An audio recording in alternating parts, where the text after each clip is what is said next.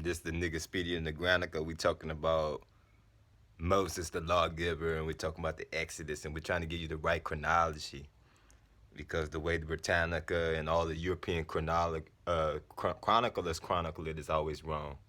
Okay, the historical Exodus, they say, is 1446.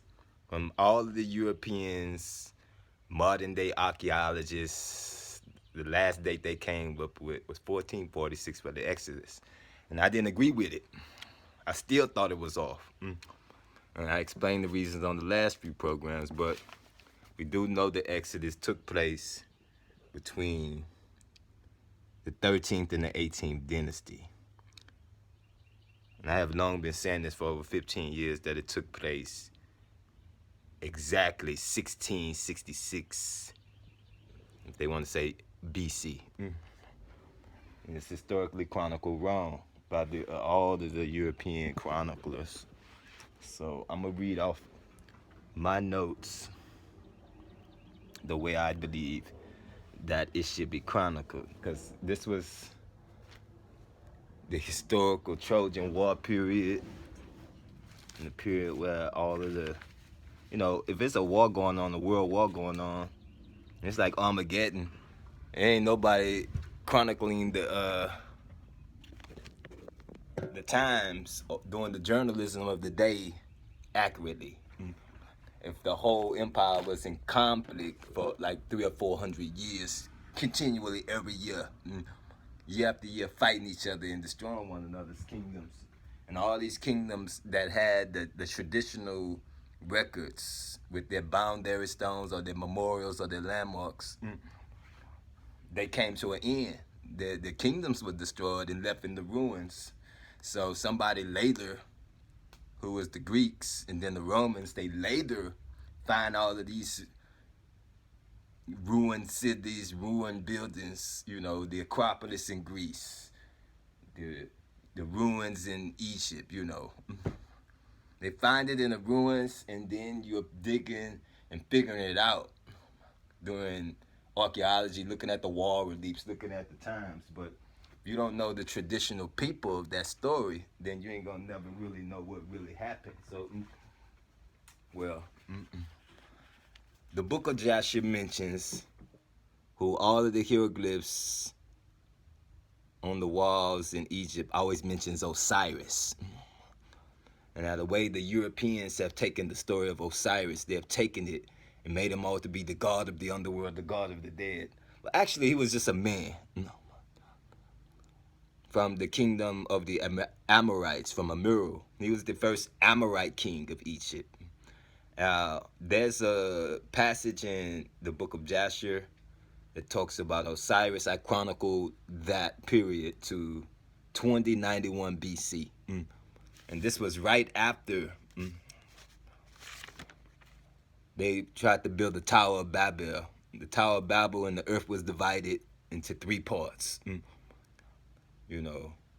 So like you got the Middle East, you got the Far East, and you got the West. And the 3 sons of Noah, according to the Bible, was scattered all over the world in 3 parts, right? That's how they divided the earth between Shem, Ham, and Japheth, according to the scriptures in the Bible. But the same thing I was telling you is 3 pyramids at Giza, and that pyramid complex, and all of the story of the Greeks come from out of the land of Egypt. So the Egyptians were the only people who kept an orthodox chronology and chronicled the events the right way. So the time of Osiris, I say, is 2091 BC. That's a year of his reign. His name was mentioned, Osiris or Osiris, in the book of Joshua. The first king of the Amorites, at 2091 BC, is during the 9th dynasty on the annals of this Kings of Egypt list right here. And it's kind of misconstrued the way the Greeks have chronicled it in the Britannica at Heracleopolis, named after the Greek god Hercules. So Hercules was in this period. Now, this same period ninth dynasty in Egypt is the biblical time of Abraham. And Abraham died like 1991 BC in this same era right here in the ninth dynasty. So that's why I know I want to chronicle or rechronicle the events that the Britannica has historically made errors in when they retell the story. Okay, another thing I want to mention. See, in Heracleopolis Magna, the Greek god Hercules is called by the name of Harsaphis or Harasheth to the Egyptians. He was a ram-headed deity, you know. The lamb or the lamb of God, the ram, okay. Like an attribute of Mars to the Greeks or the Roman god of war. It's like Abraham in the book of in Genesis when he sacrifices that ram instead of killing his son Isaac as a sacrifice when the angels told him to sacrifice his son. Osiris, I believe, was that king that Abraham visits in the Bible, like Genesis. You know, when Abraham goes into Egypt, like in Genesis chapter, let me see what chapter it is, chapter 12, I think.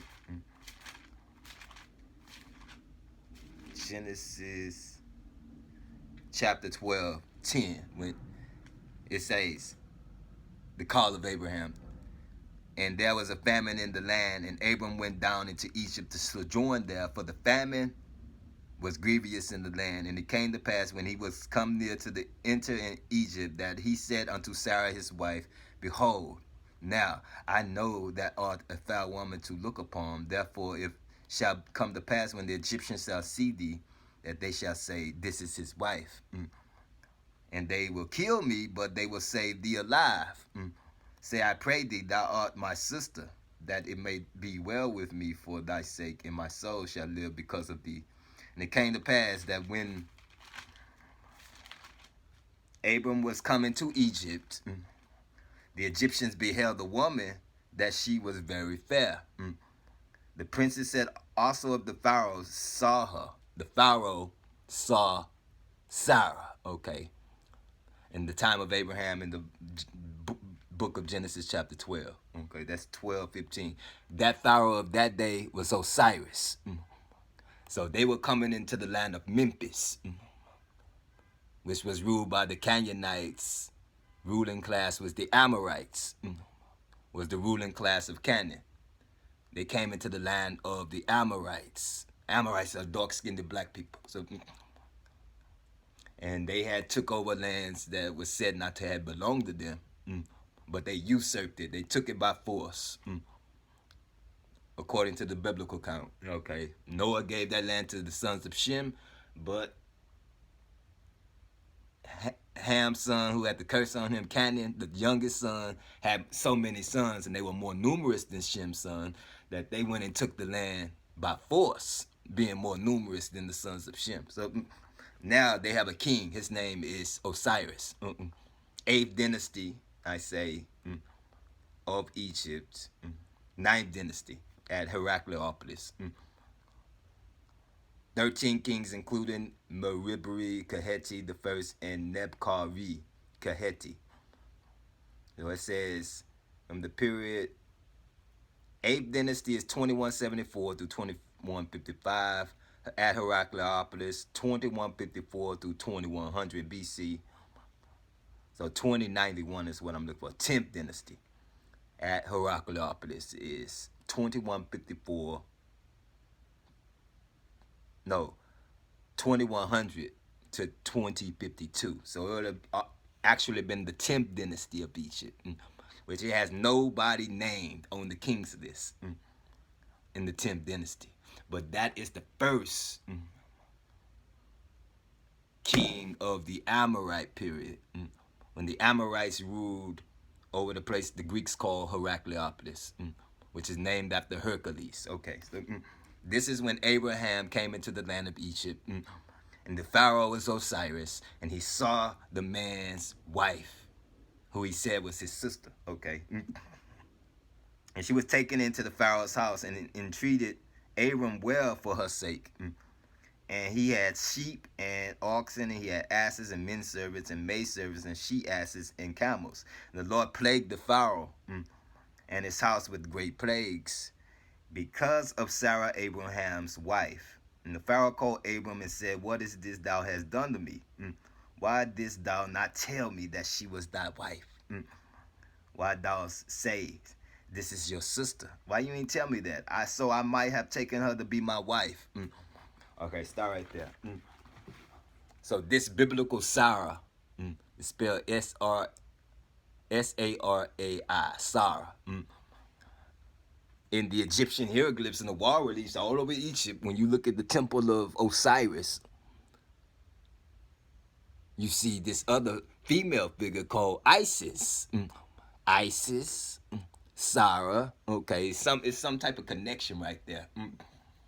And Abraham was depicted as this Amun-Ra figure with the head of the ram. The ram head is a form of Amun-Ra. Okay, Amun-Ra with the head of a ram. That's around the same period. The 10th dynasty, Heracleopolis, what the Greeks call Heracleopolis or Hercules. It's an Egyptian deity that they named Hercules after, was called Harsaphis or Harasheth and Kahimanu. Okay, that's the land of Abraham. That's where Abraham dwelt when he came into the land of Egypt. Then when he left out of Egypt, they went into the land of Canaan, right? I said Osiris is the king of the Amorites, of the Amiru. So at what the Greeks call Heracleopolis. We called it Kahimanu. Okay. In Kemet, it was called Kahimanu. All right. Now, when we get to the Exodus, the way they tell the Exodus in the Britannica, the lawgiver is this guy right here, a white man, holding up the 10 Commandments. But this is something Renaissance. Now, when I really look at the truth of those things, where the places said it came from, Moses was not this white man right here. Moses looked more like this black man right here called Tutmos III. And all of his campaigns was in Palestine, in the land of the Phoenicians, which is the land of Canaan as well. So he didn't look like that white man that they recently said in this book right here. But he was more like this, Pharaoh. Like a king of Cush, okay? He was not that white man. And it's another story, the Bell cycle, like I told you before. It's in the Bell cycle. The same thing. In that time period where it's talking about the biblical people that you can look up in Egypt and find them on the walls, we'll find the truth about ourselves if we would inhabit the land that belongs to us, which is like Abu Simbel and P. Ramesses, and all of that belongs to Africans in America. So the African American, that land belongs to you, which is today called Sudan, which is called Egypt. And that land, some of that land that's called Palestine and Israel. So that belongs to you African Americans who live in America, but since they have us enslaved by our minds and have us not knowing nothing about ourselves, then that's why the white man has went over there and took that land over for his own kind and keep you ignorant of it because it's your blessing. And he has received your blessing instead of you. So I mean, that's what the problem is today. But well, I'm going to continue discussion real soon. Just stay tuned.